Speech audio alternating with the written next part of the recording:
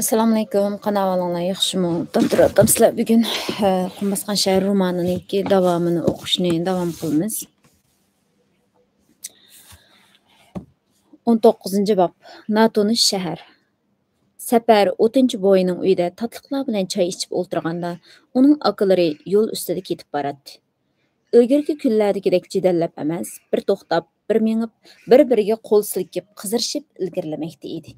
Ular Amdaxonning lashkarlari orqamizdan yetishib kelib tutib ketarmikin degan andishini unutishgan edi.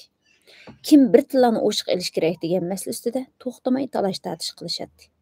Safarni tashlab yo'lga chiqish bilanla ularning o'tirisida tilla silingan xoltini kim ko'taradi degan jidal boshlandi. "Aka, xoltini o'zim ko'taraman", dedi Barat.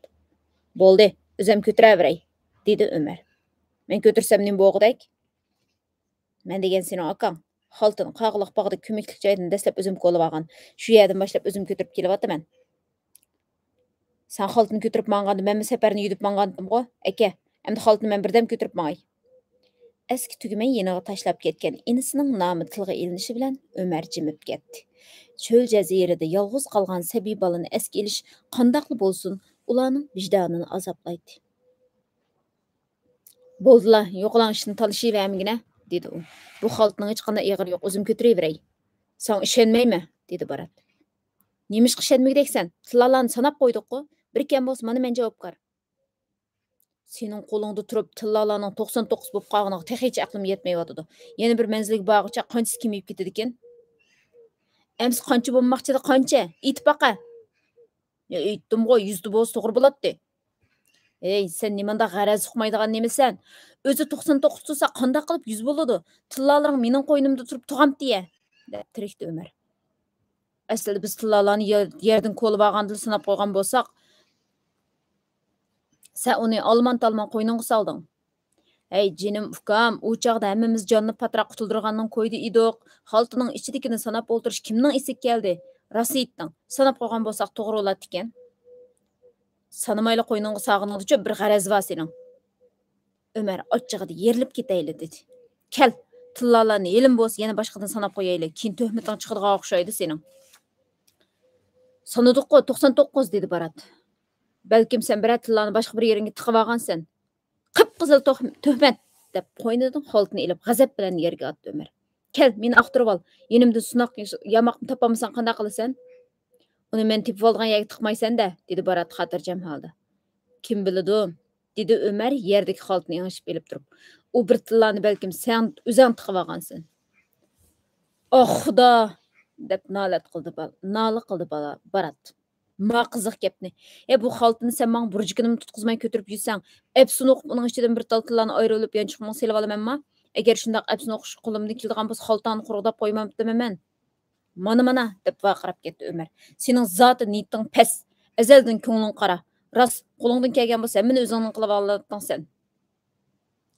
Amsi o'zing deb baqa, qanday qilib bir tillani elib olaydim?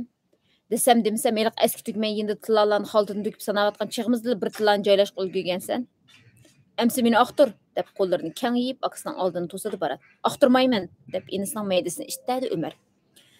"Balkim sen o bir tillani olib yutib olgansa, xoli bir joyda uni nijosat bilan birga chiqarib, yog'och bilan moltlab ilib yonchiqqa salasa tayinliq." "Tfi!" deb yerga tükirdi Barat ko'ngli ilishib. Bo'ldi to'xtay. Tillarni hozirlab bo'lishib, har qaysimiz o'z tegishligimizni o'zimiz ko'taramiz.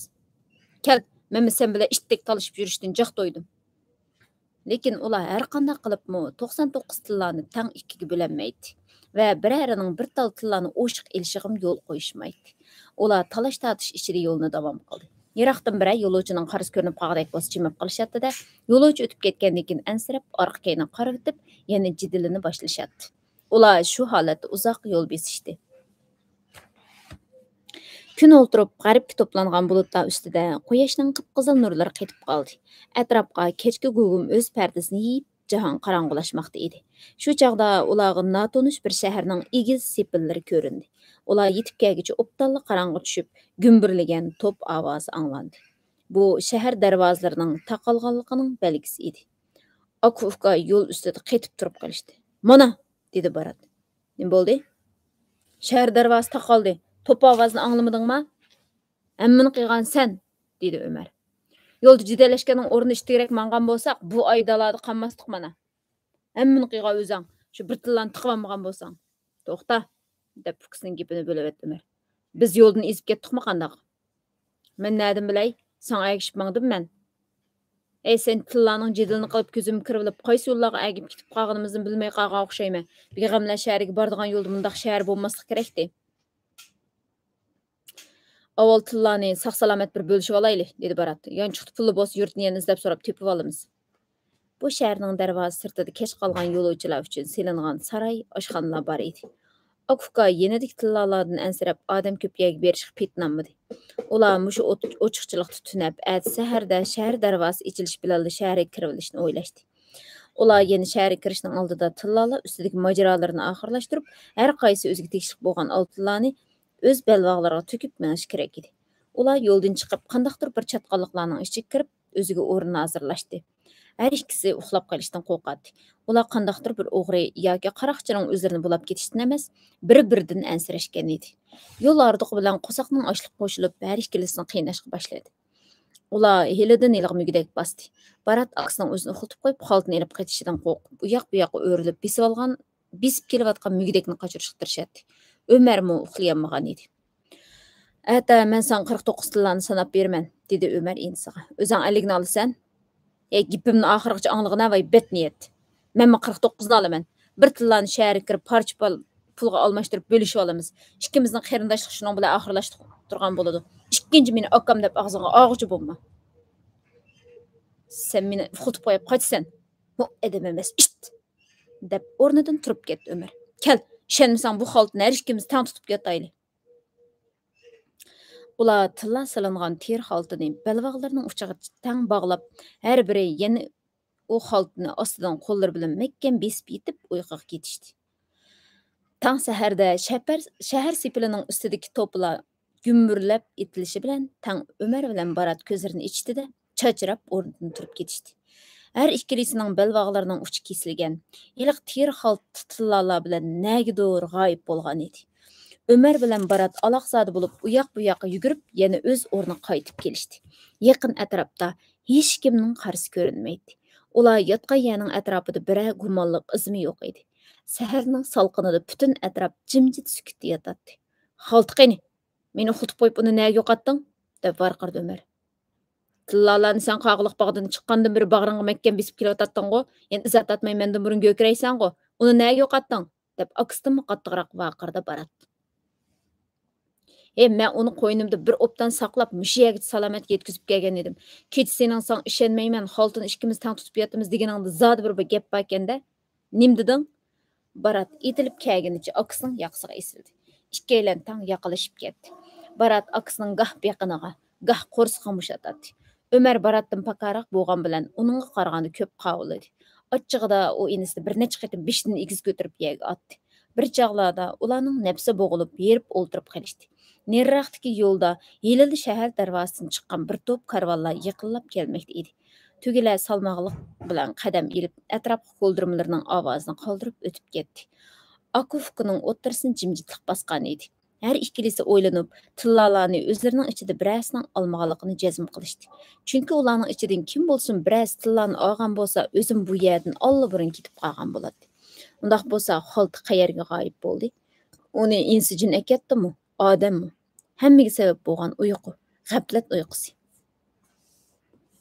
Nemişke atam mayat wagtida bu tillalarny öz goly bilen bölüp berip etmegen bogydy, dep ardyky jimjitlikni buzdy Barat.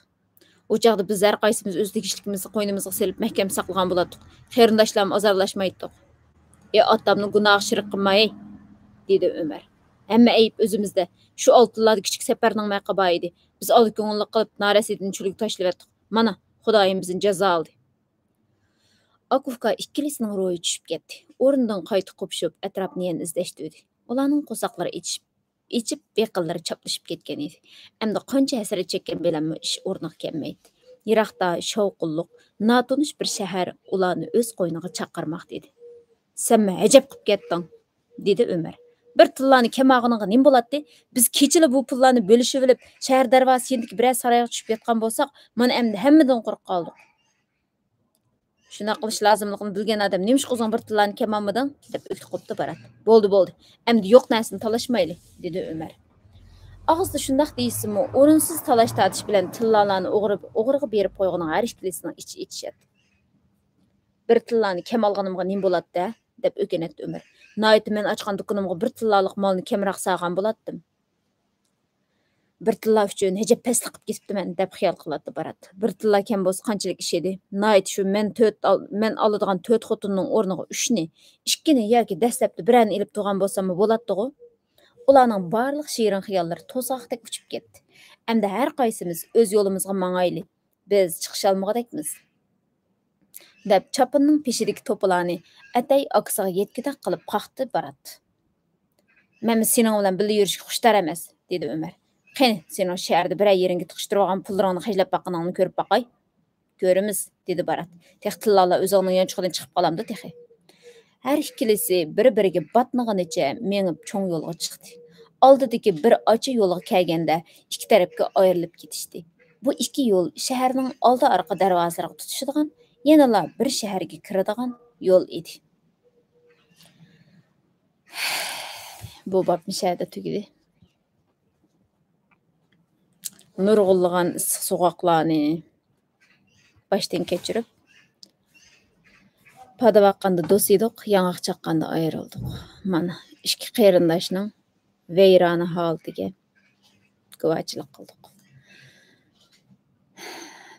Bugungi o'qishimiz bu bab mishada oxirlashdi. Davomini o'qiymiz. Allohga omonat.